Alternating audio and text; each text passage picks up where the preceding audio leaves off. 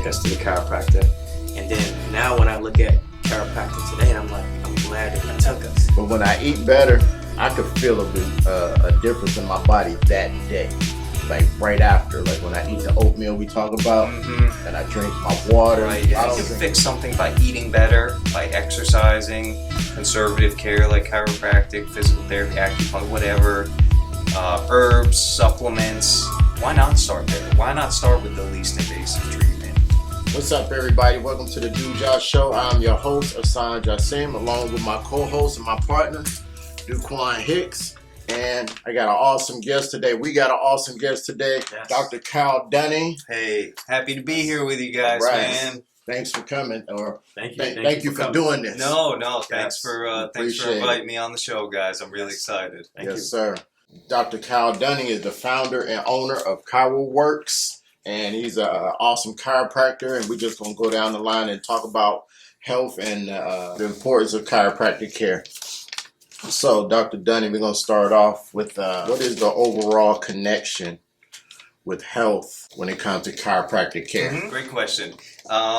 And because I did go to school and I know, obviously the ins and outs of chiropractic, I firmly associate chiropractic with health and wellness. Absolutely. And I think that not a lot of people, draw that connection. But chiropractic, if you break down the word chiropractic, it just means, practice with the hands. Chiro being with the hands and practice of.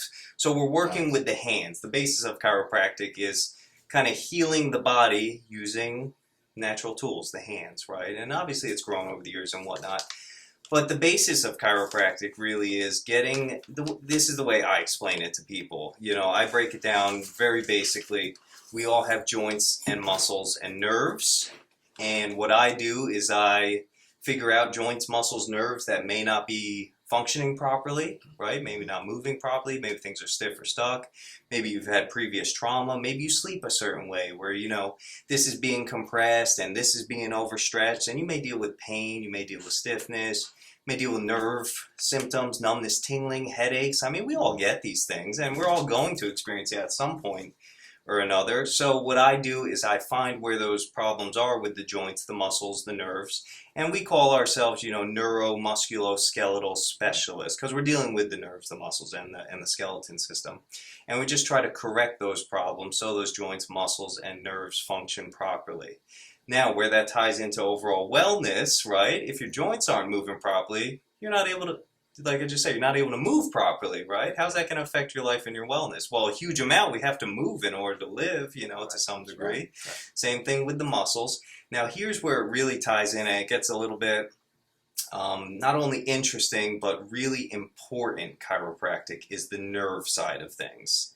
Because, more on the surface level, if you have a pinched nerve in your neck, what do you deal with? You might get some headaches. You might get numbness, tingling down your arm and your hand.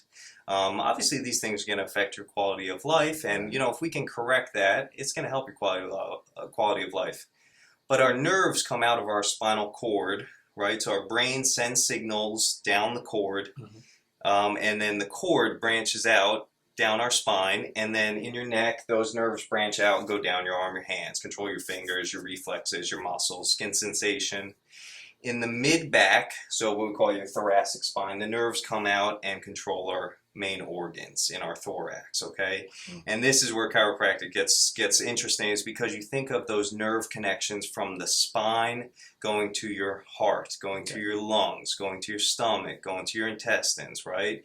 And if you have pressure on those nerves, joints are misaligned, think of a garden hose, right? You're running water through the garden hose, you put a little kink in the middle of the hose, what happens? That water starts trickling out, right? You don't get a proper flow. So, it's a very gross way of looking at it, but essentially, if you have issues in the spine and things are kinked, like that garden hose, you don't get proper flow to your heart, to your stomach, to your intestines, you start to have dysfunction in those organs, okay? So it certainly, ties in terms of how your body's going to function, not only based on movement of joints and muscles, superficially, and we all deal with pain and stiffness from joints and muscles, but think about those nerves. Okay, is my heart able to get proper nerve signals, right? Which if it doesn't for 10, 20, 30 years, and then all of a sudden you have heart issues, right? If you can, make sure everything's flowing properly and those nerves are functioning properly and the heart's able to function properly, you may prevent issues 20, 30, 40 years later that you had no idea that you had a chance of preventing. Say, oh, it's genetic, oh, it's this. But why not give your body the best chance to function the best that it can by making sure there's no kinks in the system, nerves are flowing properly, our organs are able to function properly, we move better. And what's the sequela of that? You're happier, you feel better, you treat your family better, you're more efficient at work. I mean, it's as simple as just getting things moving, but you extrapolate that out to nerve and how your body and how you're going to act to the people around you. Yeah. It's everything. It really is everything. And I know I'm ranting here. No, let it go. This is where I Hey, talk about it. there's a study, and it was I forget who did. I don't know if it was an orthopedic surgeon. I should have looked up a little bit more of the details. But basically, this medical provider looked at. He wanted to see the connection of organ failure and issues with certain areas of the spine. Right. So he looked at cadavers. Okay, and it's called the I'll have to get back to you. This is huge. So the something autopsies. So he looked at cadavers and he would see what the cause of death was. Okay, liver failure, heart issues, chronic lung trouble, whatever. And obviously there's certain nerves that go to those organs, so you can easily trace back. So he looked at, okay, this person, had liver issues, right? So he would look at the nerves that went to that part of the spine, and he would see that, 90% of the people that had liver trouble had issues with that part of their spine, or they had a curve in that part of their spine, or they had excessive arthritis in that part of their spine that has the nerves that directly go to the liver. The folks that died from, or had heart trouble or congestive heart failure or, plaquing, in their heart, he saw a direct correlation to that part in the spine, like I said, where there's a kink there was a misalignment, there was excessive arthritis there. So he physically saw, the sequela of those issues with the spine directly tied to, their organ failure and ultimately their death. So, that was a study that really, even to me, it just really speaks volumes about how important our spinal health is and that neurological connection to our organs and our overall health. So it's more than just, hey, and we've all woke up with, hey, my neck is, man, I can't turn my neck. Let me go see the chiropractor. Crack, crack. Okay, feels better. I'm doing good. But how about that wellness, that overall health connection? Okay, I'm going to the chiropractor. I feel good. I don't have any kinks. In terms of pain and stiffness in my joints, but let me go and make sure my spine is aligned and moving properly, so all my organs are functioning properly, so my body's just acting optimally, so I'm preventing disease in the future. I'm giving my body the best shot to be healthy and live a long, healthy life as best that I possibly can. You brush your teeth preventatively every day, and you may not have any cavities at that time, but hey, it's morning time, I brush my teeth. Hey, it's nighttime, I brush my teeth. How often do you go see the chiropractor? You get a tune-up, right? How often are you brushing your spine, right, so to speak, getting an adjustment to keep the spine healthy so we can overall stay healthier? Wow. So those people who died from those could have lived if they had been getting chiropractic care. When you look Possibly. at it, yeah, I was just going to say, essentially, yes. Short answer, yes. Okay. Tons of other factors, right? What was this person eating? Were they eating hamburgers every day? Were they drinking alcohol every day? How's that going to affect your liver? How's that going to affect your heart if you're eating cheeseburgers every day? There's other factors. But, I mean, like I said, when you see that direct connection, would they possibly, probably, yes, it makes sense from an actual anatomical standpoint. It's no longer just me saying, hey, come get an adjustment, it's going to help you live better. These are actual studies where you can physically see the connection and see how it affects our body and our organs. So I have to believe yes, and I shouldn't even say believe, because like I said, the proof is out there. So yes. Yeah, I'd definitely go with it too, because I've been coming to see you for almost 10 years now. And I feel good. Good, I good. feel good. No, and that's what I love to hear, really. That's honestly, nothing makes me happier than when my patient says, you know, I feel what you just said. I feel great. I feel good. When I see people for an injury and I get the injury better, and then even after the injury is better, they say, hey, I felt better than I did even before this injury. I'm like, man. Wow. And we did this without, you know, going to the medical doctor and getting a prescription, without getting a surgery on something. And that also gives me the greatest joy. When somebody's able to avoid a surgery, avoid a prescription, you know, because I'm not anti-medicine by any means. We wouldn't be here without modern medicine and advances in technology and medicine and surgery and prescription medication. But the research is out there. Conservative care should for certain conditions, obviously, should always be tried first, right? You always try a course of conservative care, whether it's chiropractic, physical therapy, whether it's seeing a nutritionist, whether it's going to acupuncturist, right? Try something natural and healthy with lesser side effects before you jump to medicine, right? You're putting something else in your body that has... We've all seen the commercials. We all read the articles. Okay, this will help your acid reflux, but you have a chance of being paralyzed. You have a chance of a sudden stroke, you know, heart attack, blah, blah, blah. You're like, okay, it's just acid reflux. I'm not going to take this and have a chance of dying. Like, I'll deal with the acid reflux. Like, I don't need that medicine. So if you can heal those things naturally or help those things naturally, it just makes sense that that's the first step. Yeah. And going back to what you said, you know, feeling good, how you feel is an indicator of your health. Right. But obviously, like you said it, right? I should be getting blood work. I should be checking markers because something might be going on that you don't feel, right? And that does happen a lot. That eventually you start feeling it when it's already a problem. So getting those preventative measures, like getting blood work every year, getting a physical checkup with your primary care doctor, there's a time and a place for it. And not just you, but I have a lot of patients that don't like going to the doctor for that reason or for whatever reason. But I always say, get your blood work, right? Get those markers checked because it's going to tell you what's going on inside. Because yes, how we feel is a huge indicator of our health. Am I waking up sluggish, right?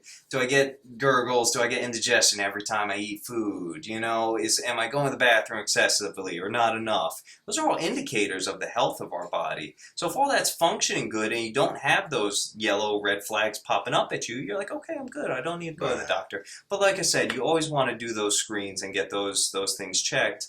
Just so we stay on top of potentially anything that could be brewing in our body that ends up kicking us in the face one day, and we say, well, if I found this 5 years earlier or 10 years earlier, maybe I wouldn't be in this position. And like I said, not just you, but anybody and everybody. So it is important. So let me ask you a question. What made you decide to go into being a chiropractor? It's a great question. I love this question because there really was it was almost like a light bulb moment. Right. I was in my senior year of high school. Mm-hmm. It was a history of film class, which was a cool class. We watched movies and talked about things and stuff like that, but we had a substitute teacher. And you know things happen when you have a substitute teacher. You get into a little bit of trouble. So so one of the kids in the class, he says, you want to arm wrestle? And to me, and I was super confident that I was going to beat him. So I said, all right, but we're going lefty because I'm right hand dominant. Right. So I was like, I want a challenge. I'm going to go lefty with you. He's like, all right, that's fine. Long story short, the kid ends up breaking my arm. Broke my arm. What? We're stuck in the middle. I didn't even know this could happen. Man, this was one of those things that I forever regret. Wow. I didn't even realize it was possible, but it's like one of those you're stuck in the middle and just like a tree branch just snapped. And it was my humerus, this bone here, which is the second hardest bone in the body to break, second to your femur, the long bone in your leg. So we're in the middle and snap, this thing just, it cracks in half. So I ended up going to physical therapy for my arm. And I was like, oh, this is cool because I was into working out at the time. So I was like, okay, this guy's getting me better.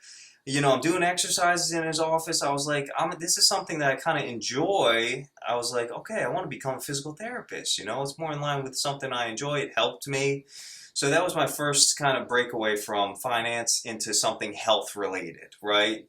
So then I finished up my senior year of high school. My arm got better. I had to finish out my year in a sling, which was like, oh my gosh, man. I've never once arm wrestled since. I get more and more into weightlifting. I used to do a lot of, I tell Hassan all the time, I used to do a lot of heavy weightlifting, heavy bench pressing, squats, deadlifts. I mean, hundreds of pounds. And got to the point where I started hurting my back. I was doing, several 100-pound deadlifts and squats. Kept tweaking my back, and then I had one incident where I really hurt it, couldn't really move well, couldn't walk well. There was a chiropractor that worked out at my college gym who I started seeing, and he obviously helped me, he educated me, and when I learned about what he was doing and how much it helped me, and this is where I go back to, you seem really impressionable, because, I go to a physical therapist, I want to be a physical therapist. Now I see the chiropractor, I want to be a chiropractor. So I said, okay, and this was the differentiating factor between physical therapy and chiropractic, because a lot of people ask me, what's the difference, right? Because they are very similar. You get into an accident, you break something, you strain something, it's like, okay, you go see the physical therapist, or you go see the chiropractor, or you go to both of them, right? What's the difference? Physical therapy focuses a lot on rehab exercises. Okay, so a lot of them, they'll figure out what the problem is, then they'll run you through, okay, do this stretch. Okay, let's strengthen it with this exercise. They sometimes, there are physical therapists that do get hands-on. They do some manipulations where they're stretching the joints and the muscles. They focus more on the rehab aspect. Chiropractic, focuses more on, I'm coming into you, or somebody's coming into me. I'm going to put my hands on the joint. I'm going to massage it. I'm going to stretch it. I'm going to manipulate the joint. And then I'm going to show them things to do at home. And there's chiropractors that, my office is not outfitted to have a separate rehab area. There's chiropractors that will have them do the rehab in the office. But for the most part, you're getting a hands-on treatment, and I'll show you the things to do at home. You go to a physical therapist, you're doing the exercises in front of the physical therapist under supervision. Okay. They're both equally important. You have to be doing the rehab exercises. You have to be getting the treatment to align things, stretch things, and make sure the tissue's functioning properly. I liked, compared to physical therapy with chiropractic, that number one, I was more hands-on, physically working the tissue. I like that aspect. Hassan knows, my patients know, I don't like to just pop and crack things and you're out the door. I like to stretch muscles. I like to, get in there with some lotion and do some massage work, right? I do a lot of things that a lot of other chiropractors don't do. I spend more time with my patients because I understand the importance of it. But also, I enjoy doing that kind of stuff. I really do. I know that direct connection, that hands-on treatment, that time with my patient goes a long way, more than just the physical benefits of it. So I said with chiropractic, chiropractic, physical therapy. I was at that crossroads where I said, which is better for me? Physical therapy is more so injury recovery. People don't really see a physical therapist because they want to just optimize their health. But like we were talking about before with the nerve connections and how there's that whole body wellness with chiropractic, I said, okay, I can rehab injuries, show exercises, adjust people, work muscles.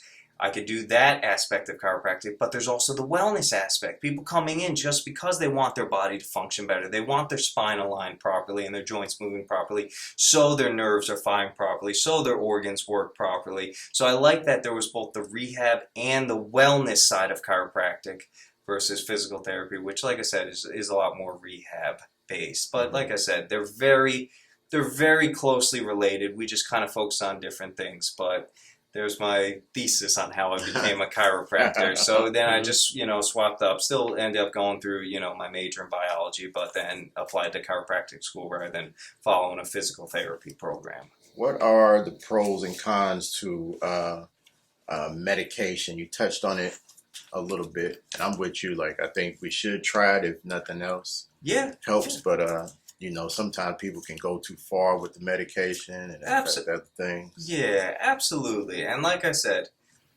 and just disclaimer, right? I'm not a medical doctor. I haven't been trained in pharmacology, pharmaceuticals, right? So, but I mean, we all know, and the research is out there of the side effects of medication, okay? So there's always the risk versus reward, right? Okay, I'm taking, like I said before, the acid reflux, and that was just an example, or whatever it is taking that medication for what is going on. Number one, how does the medication work, right? Ask your doctor, okay, is this just blocking a pain signal or blocking something, or is it fixing the cause of the problem? A lot of medications that we take, right, like a painkiller, right, it's just blocking those pain signals, right? Okay, but what's causing the pain? Why not get to the root of the problem and fix the actual cause of the pain? Somebody, it's kind of tying it into what I do. I got a pinched nerve in my neck, right? You go to the medical doctor. Okay, well, here's the muscle relaxer. Here's the anti-inflammatory, right? Here's something for the nerve, right? But okay, if I've got something that's misaligned, right? Picked up something wrong, something shifted, and it's pinching on the nerve, I can go get an adjustment. I can do rehab for my neck. I can get muscle work to stretch those muscles around that nerve. Or I'm going to take a medication that's going to block those pain signals, but that bone, that joint is still pinching on that nerve. Yeah. So it's a factor of, okay, is it actually getting to the root of the problem? And there's plenty of medications out there, absolutely, that do. And like I said, I'm completely pro-medical care. I think it's wonderful. We would not be in the state we are today without modern medicine. But, just get informed as to what the medication is actually doing and is it actually getting to the root of the problem. And then second to that is, what are the side effects, right? Obviously you can read it on the bottle, you can ask your doctor about it, but, even something as simple as Tylenol, right? We don't think twice about taking Tylenol. Right, I got some pain, let me pop some Tylenol. There's, I don't know the exact number, so I don't want to say something crazy, but last I heard, there's 100, 200,000 hospitalizations a year from Tylenol, right? Because of the liver trauma, because of the trauma it causes on the body. Overdose it, not take it properly, whatever it may be. Maybe you're taking the prescribed dosage, right? But there's risks to everything. There's risks to chiropractic, there's risks to walking across the street. But, just understand the risk versus reward because, a lot of us, we go to our medical doctor, any doctor for that matter, and we take what they say as gold. If the doctor prescribed me this must be good for me. He's looking out for my health. He knows what's best for me. Yeah. Maybe he does. Maybe he's just going off of, okay, if you have this condition, treat it with this medication, right? There's algorithms, if you will, to treatment. Same with chiropractic. You come in with low back pain, I'm going to go through my algorithm. Okay, is it this? I'll do this treatment. Is it this? I'll do this treatment. Same thing with medicine. So like I said, number one, is it actually going to fix the cause of the problem? Yes. Okay, great. I'm going to take that medication. Not, okay, what are the other solutions that are going to actually fix the cause of the problem, right? Otherwise, you're just kicking the can down the road. Well, all I know is when I was younger, my dad used to take us to the chiropractor, and I never knew why. And I used to say, why are we going? Why are we going? Then I figured out, sometimes the way that we walk, I would walk with like a slant or it was like a weird walk, but my father would take us. And then now when I look at chiropractic today, and I'm glad that he took us. And my question to you is, the cracking sound that you hear, what does that mean when you hear the cracking sound? I mean, you hear it, but I want to know, what does that mean? Yep. So the sound, and I get this one a lot, the sound is not your bones popping back into place. It's not like, okay, this bone was out, right? As a lot of people might kind of put it, oh yeah, my bone, this joint is out. I gotta go see the chiropractor so he can pop it back in. Right. It's kind of an easy way of looking at things, and it helps you kind of understand why we do what we do, but that's not at all what's happening. The way I always kind of respond to that, I say, if you got a joint that's out of place, we call that a dislocation, and you do not want to be in a chiropractic office. You got to go to the hospital, right? You got to go see an orthopedist if you got something that's dislocated. Okay, so we don't want to be adjusting anything like that. But basically, it's gases. It's gases, okay? So a joint is two bones, right? Whether it's your toe, whether it's a spinal joint, whether it's a neck joint. A joint is two bones that articulate with each other, meaning they move on each other, right? Right. In between any joint, there's some cartilage, right? The spacing between the joint, kind of the cushion, right? And there's joint fluid, right? That kind of lubricates the joint, helps things move properly. So when and this comes into where that popping comes from, any joint is surrounded by a capsule that is also made of cartilage, soft tissue, okay? So it's an enclosed space with a set pressure. When you start stretching a joint, you're taking those two bones and you're separating them, right? As you separate the joint, because it's an enclosed space, you're changing the pressure in the joint. Right. And as you increase that pressure change, there's gases that are released from the joint fluid as a byproduct of that pressure change. Gases are released from that joint fluid, they form bubbles, and they pop. So that cracking in the joints, my knuckles weren't all dislocated, I just popped them back into place. I stretched them, changed the pressure in the joint, and like I said, a byproduct of that is that gas release and that popping and that cracking. Now, that being said, is that gas release what's creating the benefit to the adjustment? Is that pop would help me feel better? If that's just a gas bubble, how's that making me feel better? Right. The benefit is from moving the joint in a certain direction, stretching the joint tissue, opening up the joint space, taking pressure off cartilage, stretching the muscles, the soft tissues around the joint.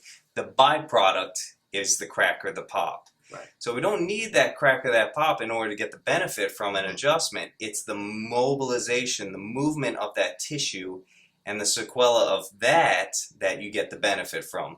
The pop, the crack just sounds good, and I've said it before.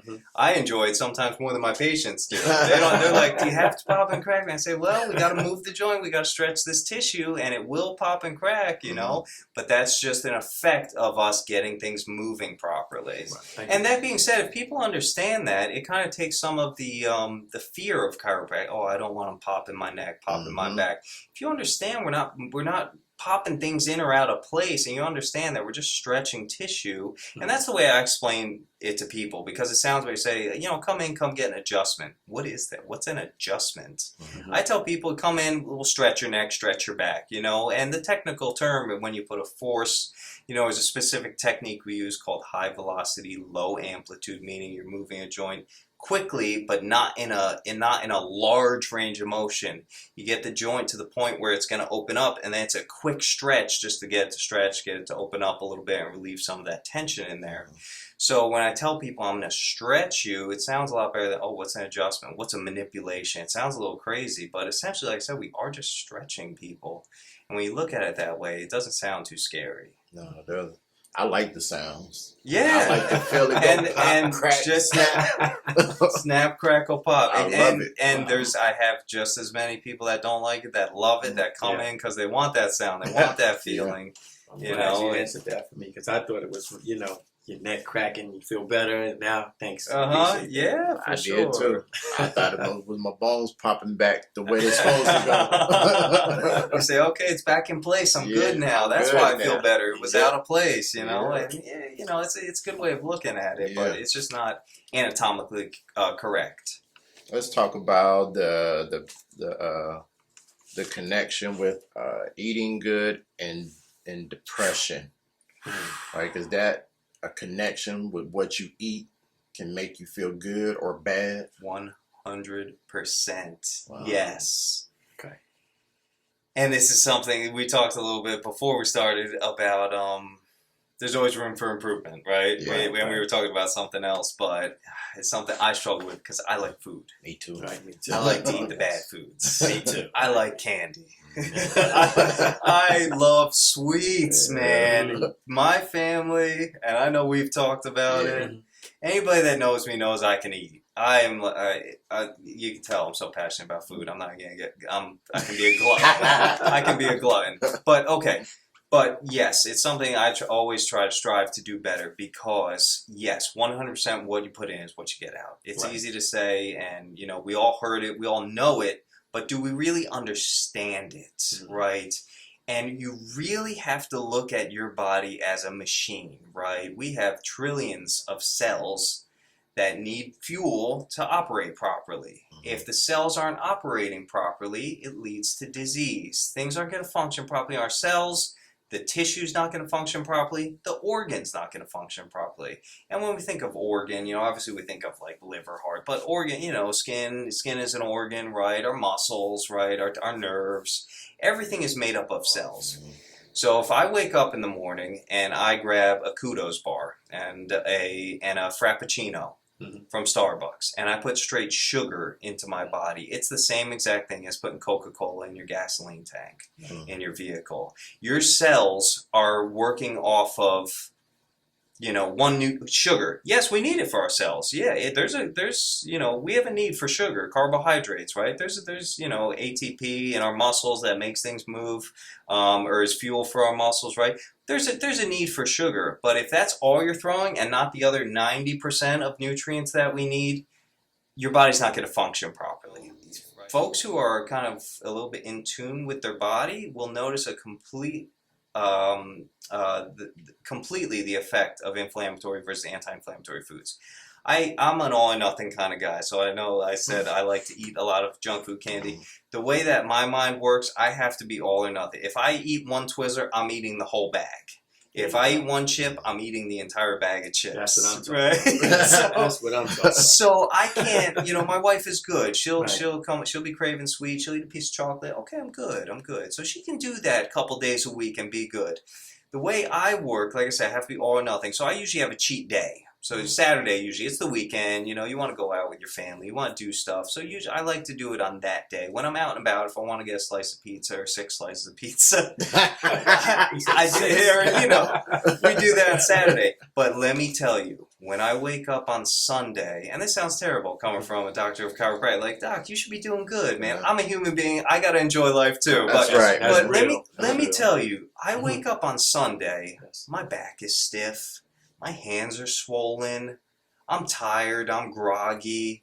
I feel completely different when I eat that stuff. Mhm. Now, there's a difference between eating that stuff every day. Are you going to notice the effect of it? No. If somebody pinches your arm, you're going to feel it right away. If I hold that there for 3 days straight, you're not going to feel me pinching your arm anymore because your body gets used to it. Yeah. So if you're eating junk every day, do you notice that on your body? Do you feel stiff and swollen? No, because your body's been stiff and swollen for years.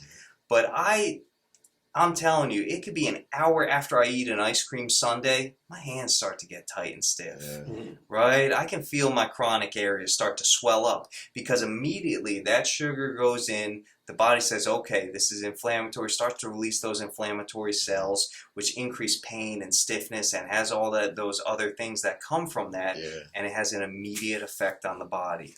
So 100% what you're eating, and I used to work with a lot of 20-year-olds. Mhm. At lunch, they go to Cookout. They go to Wendy's. They come in with a Danish for breakfast, donuts. I'm like, listen, guys, you guys are young and healthy. I know you're not feeling it now. You cannot eat this stuff every day. Right. Yeah. It's going to have an effect on you. Yeah, you look great in your 20-some-year-old body. You got not an ounce of fat on you, and that's okay.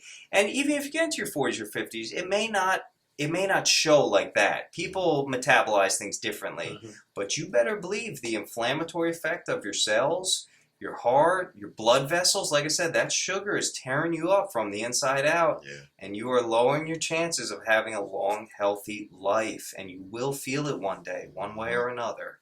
So 100%, it really makes a huge difference what you're eating and what you're drinking.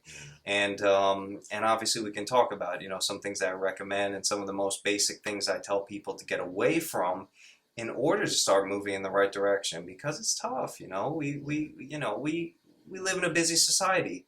Convenience is key. That's right. And unfortunately, Right. the fast, convenient foods are generally the worst ones for you. Yeah. So, Yeah. What It's- kind of advice would you give people who want to eat right? Me, I'm like you. I'm all or nothing. Like when I do something, I gotta go cold turkey. 'Cause if I buy a thing of cookies, I'm eating all of them on the way down the street. man. So the first thing is identifying the problems. And like I said, the biggest things are, the breads you're eating, Mhm. the rice, obviously, sugary drinks. We're in Charlotte, North Carolina. Yes. What does everybody down here like to drink? Sweet tea. Yes. Sweet tea, Yes, man. yes. And, growing up in New York and Yeah. New Jersey, Mhm. we had a thing called unsweet tea. Mhm. Oh my God, you can have tea without the sugar? Down here, that's blasphemy. Right. Down right. here, that is not a thing. They're like, No. Dad, you're right. You wanted, half sugar? No, I don't want any sugar in it. No. So the biggest thing, get away from the sugary drinks. I mean, it's just such a simple way to trash your body. How easy is it to crack a can of soda and guzzle it? Boom, 40 grams of sugar you just put in your body, 50 grams, whatever it is, right? So I always say that's the number one thing. It's not easy because you're used to drinking it, you like it, it tastes good. But man, if you can cut out 40, 50 grams of sugar in one drink by just replacing that with water, or something like an unsweet tea, you know? Yeah. I like seltzer. I love seltzer water because it has a little flavor. It's got some carbonation, so you feel like you're having like a soda. Yeah. May not be as sweet, but it's so much healthier for you. Yeah. So cut out the sugary drinks, number one. Number two, like I said, the bread. Okay, you eating white bread? Let's replace that with a multigrain bread, right? If we cut out that bread or minimize that bread, even better. But let's take it one step at a time. Replace the white bread with a multigrain bread. Instead of doing the white rice, have brown rice. Instead of the brown rice, have some sort of long grain rice. Instead of that, have quinoa. Instead of the white potato, have a sweet potato. Sweet potatoes I love sweet potatoes, especially when they got marshmallows and brown sugar on them. But obviously you don't want to eat that on the regular. But, you know, sweet potatoes are delicious and they're way healthier for you. Now, granted, there's benefits to white potatoes, right? You get the fiber in the skin. There's nutrients in it you don't get in a sweet potato. But if we're looking strictly from an inflammatory standpoint and raising your blood sugar and causing those issues we talked about, you generally want to stay away from them. So those are some of the biggest, it's the sugars. There's a time and a place for them, and usually the time and the place is if you're exerting yourself physically. Your body does need to replenish, your muscles need to replenish. Our brain, right? Our brain runs off of sugar, right? So if you're deficient in sugar, right, you're not going to think properly. You're going to feel sluggish. You're going to feel tired. There's a time and a place for it, but we need the right ones, right? Like I said, those complex, not simple carbohydrates, those brown rices, those multigrains and whatnot. And one of the biggest things that I always tell people, you know, most of us, especially, you know, somebody who's working all day, pack a sandwich for lunch. Instead of the sandwich, get a salad. Pack a salad, because then you're cutting out that bread, cutting out the mayo you're putting on it, whatever it is. Get a salad, right? And with that salad, you know, you want to take it one step further. What dressing are you putting on it? Hey, Doc, I got the salad. Okay, what dressing did you put on it? Oh, I had ranch. You kind of just negated all the health benefits because you put regular ranch on it, which is full of junk, fat and sugar and a bunch of processed junk and artificial stuff. So, you know, I always say, you know, you got to cut the sugars, number one. Substitute those sandwiches for salads. Breakfast, don't eat, you know, the bagel. Switch for maybe a couple of eggs and a piece of fruit, right? For dinner, some vegetables and a piece of meat instead of mashed potatoes and a steak, right? Have a steak. And have some steamed broccoli on the side, right? If you can cut those sugars and just make a couple of those substitutions, okay, instead of the mashed potatoes, I'm going to have a sweet potato. Great. You've done such a good thing for your body. Okay, instead of the sandwich for lunch, I had a salad with grilled chicken on it instead of a chicken sandwich. Great, you've done a great thing for your body. Instead of the breakfast sandwich, I had eggs with fruit. Boom. Substitutions, you know, you might say, well, that sounds terrible. I don't want to eat that stuff. You know, that doesn't sound as delicious as what I'm used to. Okay, Saturday, Sunday, you have your sandwich. You know, one day a week. I'm a firm believer in 80-20. 80% good, 20% bad. And the reason I say that is because I can eat all the healthy things and deprive myself and be so proud of myself for being the healthiest individual around. And I go to get in my car and a car comes and smacks me and flattens me out on the pavement and I unfortunately die. Okay, I lived my whole life doing all the right things and it got cut short by somebody smacking me in the road and I've died. You know, you have to enjoy life, right? So the other aspect of it is we got one shot here, okay? When Thanksgiving comes around, I'm having 3 pieces of pecan pie, right? You know, I mean, let's enjoy, but enjoy in moderation. 80% of the 80% of the time you do good, 20% of the time you enjoy, right? Because also if you deprive yourself and you're stressed out, you're like, man, I really want that candy. What's that doing? That's causing stress in your body. You're less happy. Stress hormone starts to get released. That affects your health too. So there has to be a balance, right? Because if you're depriving yourself, you're not truly happy, that's going to have a negative effect on your health. And then you're negating all that good eating and good things that you're doing. So as with all things in life, and I think in the universe, there's a balance to everything. So you just have to, like I said, making those substitutions, enjoying the good things in moderation, and just understanding how important food really is. And when you look at it as the fuel for your body and your cells, you know, it's a little bit easier to make those hard choices of, you know, okay, I'm going to do the salad instead of the sandwich. And take your time, pace yourself. Yes. I know I used to feel real guilty. I was like, oh man, I shouldn't have ate that. I shouldn't have ate that. And I beat myself up about it. Yeah. And I get like that too. Like I said, usually it's the day after I have my crazy cheat days. I'm like, I shouldn't have done that 3rd bag of candy. Maybe I should stop at 2 bags of candy. I say, man, did I enjoy that candy? Today we're getting back on track. Yeah. Drinking tons of water today. I'm going to get back on my salads. I'm going to go exercise and sweat it out. You know, and it's just, you can't beat yourself up, because if you truly enjoyed it, that's what life is about. Anything else? Yeah, one other question. The word for your company, what made you come up with that name? Chiroworks. Hey, Yes. that's cool. I love that question. A couple of things, and when we did the video, right, the most basic thing in terms of how I came up with Chiroworks, like I said in the beginning, chiropractic, practice of the hands. A lot of people, chiropractic is mostly moving the joints, manipulations, adjustments, cracking, popping. I also like to do, and a lot of chiropractors do as well, I'd say more don't than do, hands-on soft tissue work, what is known as body work, right? It's not massage, we're rubbing, so there's so many different forms of massage, but I do targeted body work. If your neck is a problem, I'm going to do certain stretching or massage or soft tissue techniques to help the muscles and the ligaments and the soft tissues, not the hard tissues, the bone, recover. So I do a lot of hands-on body work as well as chiropractic. So we took the word chiropractic and body work and came up with Chiroworks, chiropractic body work, Chiroworks. And with that too, when I was coming up with the name for the business, everybody wants their name on the logo, Dunning Chiropractic, right? Yeah, it's a sense of, okay, this is my spot, this is my... And there's just that on every corner. Dunning Chiropractic, this chiropractic, something, health, whatever.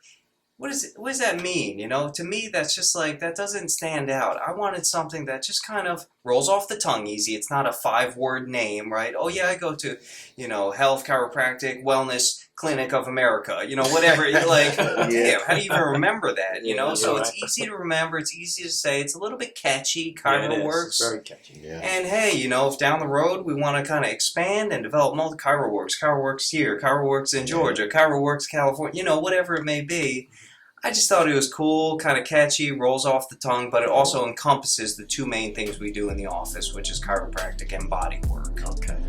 We're in the University area of Charlotte, so we're in North Charlotte, 8307 University Executive Park Drive. It is a mouthful, Suite 251.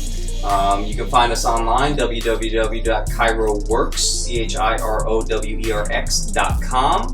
You can even book an appointment directly from the website. Check us out on Instagram. It's just Chiroworks, and same thing with Facebook. Look us up, just Chiroworks. Check me out. I'm starting to put some videos out there, little tidbits here and there. Exercise advice, chiropractic advice, eating advice, maybe some fun stuff too. So follow us, learn something, have some fun with us, and come get a treatment.